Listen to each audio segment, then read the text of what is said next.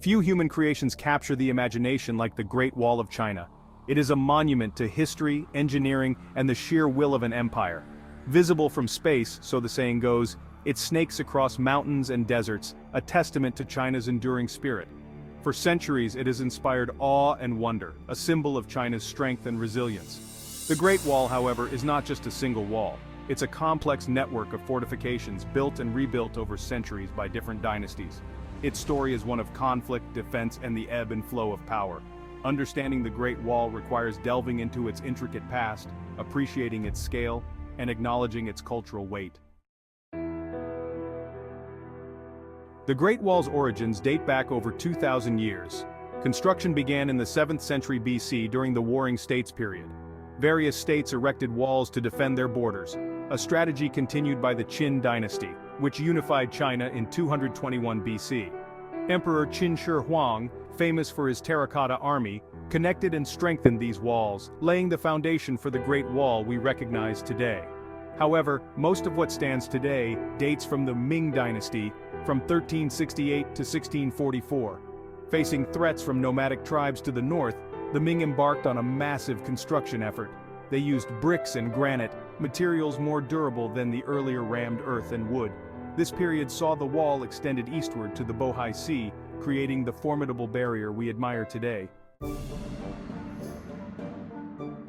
The Great Wall's primary function was defense, but its purpose was multifaceted. It served as a barrier against invasions, a control point for trade and migration, and a symbol of imperial might. The wall's imposing presence sent a clear message to potential enemies, while regulating the flow of goods and people entering and leaving China. Beyond its practical uses, the wall served a symbolic purpose. It demarcated the boundary between the civilized world and the perceived chaos of the outside. The wall also served as a communication route, with watchtowers used to signal troop movements and warnings using smoke and fire. This complex network of defense and communication was crucial for maintaining order and control over vast distances. Section 4. A dragon of earth length and structure. The Great Wall is often called the longest man-made structure in the world. Its total length, including all its branches and extensions, is estimated to be over 21,000 kilometers.